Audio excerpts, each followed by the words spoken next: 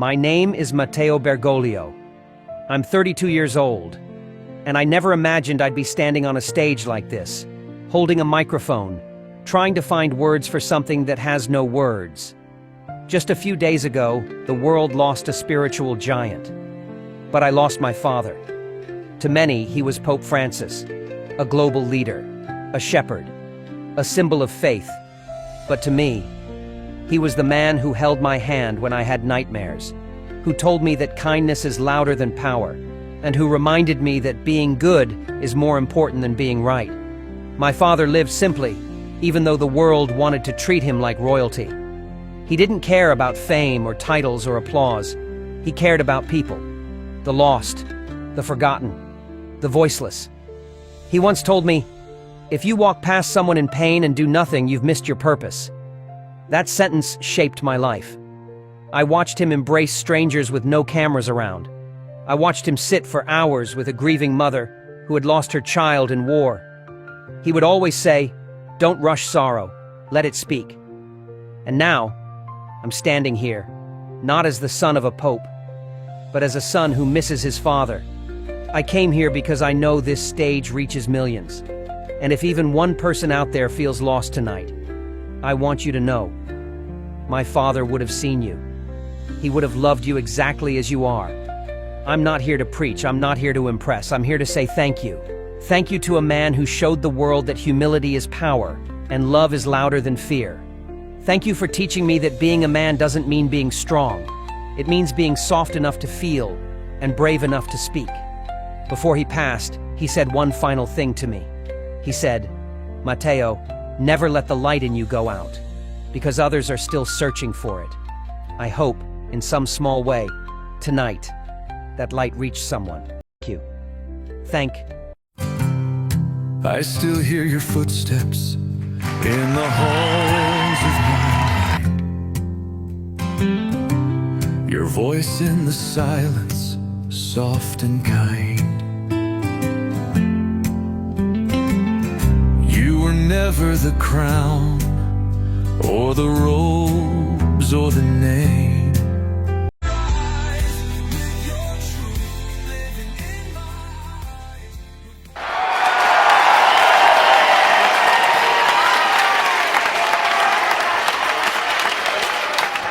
Matteo, I've sat at this table for years.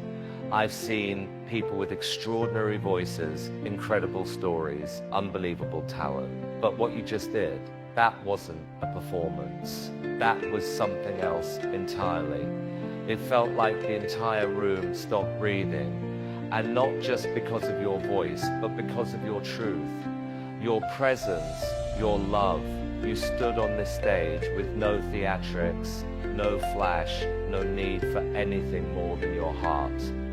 And that's what reached us, not just the words of your song, but why you sang them. Every line carried your grief. Every note held your father's memory. I think what moved me the most is that even though your father was, well, who he was to the world, a global figure, a spiritual leader, a pope, you reminded us, that at his core, he was just your dad, a man who gave you values, who whispered peace, who walked beside you. And through your voice tonight, we got to feel him too. You didn't try to make it grand, you made it real, and that's what made it unforgettable. Grief is a strange thing. It makes us feel small, empty, sometimes lost. But what you did tonight was show us that grief can also be a form of love, one that doesn't fade with time. One that sings through silence. Your father once told you to let your light shine so others can find their way. And tonight, Matteo, your light did exactly that. You reminded us that in a world full of noise, gentleness still matters. That truth, sung from the soul, doesn't need perfection. It just needs to be felt. And we felt it, every second of it. To come here to carry your father's legacy on your shoulders and to speak not from fame but from faith, that's incredibly brave and incredibly rare. You gave this stage something sacred tonight. And I think I speak for millions of people around the world when I say thank you for your honesty, thank you for your honesty, thank you for reminding us that sometimes, even after someone is gone, their voice can still be heard through those who carry their love forward. Your father would be so proud of you. You won't believe what Pope Francis's own son just revealed to the world. What he's asking for could change everything we know about the Vatican. After decades of secrecy, his son is finally stepping forward, demanding a fortune, and even more shocking, he's calling out the Pope for abandoning him and his mother. But what does this mean for the Church? What could Pope Francis have been hiding all these years? Stick around, because this is the revelation that no one saw coming. The Vatican has always been a place of mystery, where the world's most powerful religious figures dwell behind ancient walls, holding secrets that the public can only imagine. But what happens when one of the most influential figures in the Church's history, Pope Francis, is suddenly thrust into the spotlight in a way no one could have anticipated? In today's video, we're diving deep into the shocking revelation that Pope Francis has a son, one who has just come forward, demanding a fortune that the Pope left behind and sharing a painful truth about the past. This son, abandoned as a child by Pope Francis, has now broken his silence, and the world is left in disbelief as he reveals the details of his relationship with the Pope and what he believes is his rightful inheritance. Is this a scandal too big to ignore? How does this bombshell change the perception of Pope Francis, who has long been viewed as a humble, selfless leader? And most importantly, what will the Church do next?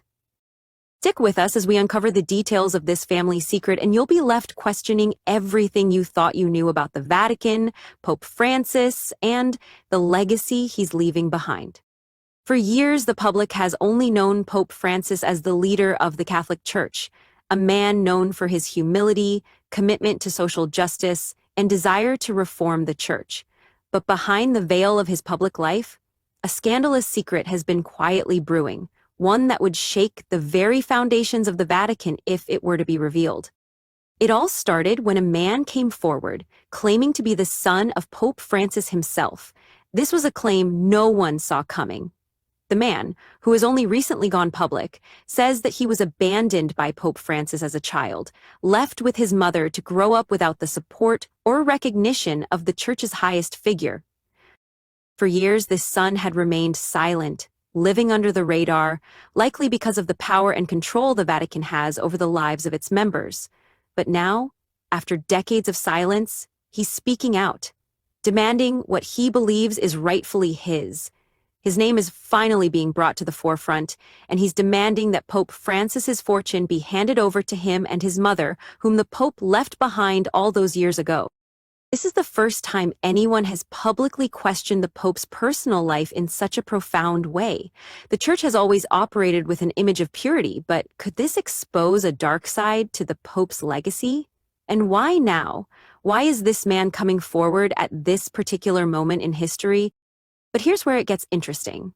What could be the real motive behind this sudden public claim? Is it about money?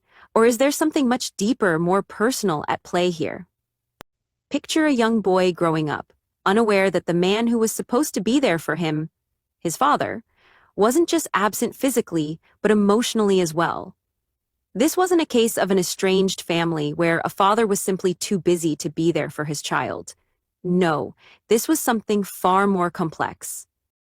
The son of Pope Francis, now speaking out, has detailed the heartbreak and confusion he felt as a child growing up in the shadow of a father who was not only absent, but had chosen a life of extreme devotion to the Church, a life that required sacrifices that most of us can hardly imagine. For Pope Francis, his commitment to the Vatican was everything. He took vows of celibacy and swore to lead a life of humility and service. But what happens when these vows collide with the very human emotions and responsibilities that come with being a parent? In interviews, the son explained that his mother was left alone to raise him. As a child, he never understood why his father was never there. It was only as he grew older that he learned of his father's choice to abandon him and his mother in the pursuit of a life dedicated entirely to the Church. Pope Francis, who was once Jorge Mario Bergoglio, was said to have been aware of his child's existence but chose to walk away in order to fulfill his religious calling. But what's even more puzzling is that Pope Francis's silence on the matter has lasted for years. While the church is no stranger to scandals, this one is particularly disturbing because it involves a direct betrayal of his own flesh and blood. How could someone who preaches love, forgiveness, and service abandon their own child to this extent? The world has been left asking questions about the true nature of Pope Francis's personal sacrifices. But this is only the beginning. The deeper you look into Pope Francis's past, the more secrets begin to surface. There are whispers in the Vatican that suggest not everything is as it seems with this father-son relationship. Some claim that there is much more to the story, including a hidden agenda behind the Pope's decision to stay silent all these years. Could it be that Pope Francis's personal sacrifice wasn't just about religion? Could it have been part of a larger strategy to protect his public image? Stay tuned as we uncover the dark secrets that might change how the world views the Pope's legacy. And now, with the Pope's immense fortune at stake, this son is ready to take the gloves off and demand his fair share. But here's where things take an unexpected turn. The son's reasons for coming forward are not purely financial. In fact, he has stated that it's not just about the money, it's about the betrayal. He feels that he has been robbed of a father and a family, and this public statement is his attempt to finally gain the acknowledgement he's deserved for so long. It's his cry for justice, not just as a son, but as a human being who has felt abandoned for years. In his interviews, he recounts the painful process of growing up without the support of his father. He talks about watching other children with their fathers and wondering why his own father never cared to be a part of his life. The son's bitterness is clear, and yet he also speaks with an underlying sadness. There's no joy in his revelation, only the weight of years of neglect. So why now? What prompted him to speak out after all these years of silence? Could it be that Pope Francis's growing influence, his recent health scares, or perhaps his impending legacy have all played a role in motivating the son to make this public call for justice?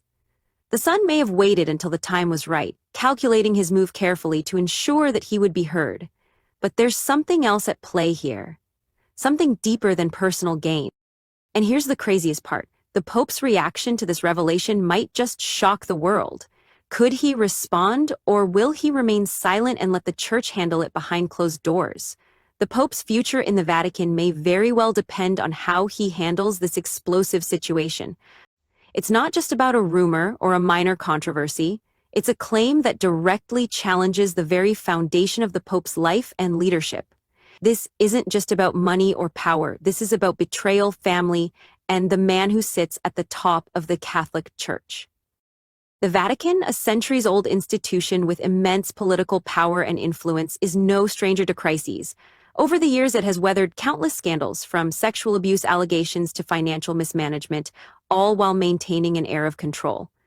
But this claim of a secret son, one who was abandoned and now demands his rightful place and share of Pope Francis's fortune, is unlike any other scandal the Church has faced.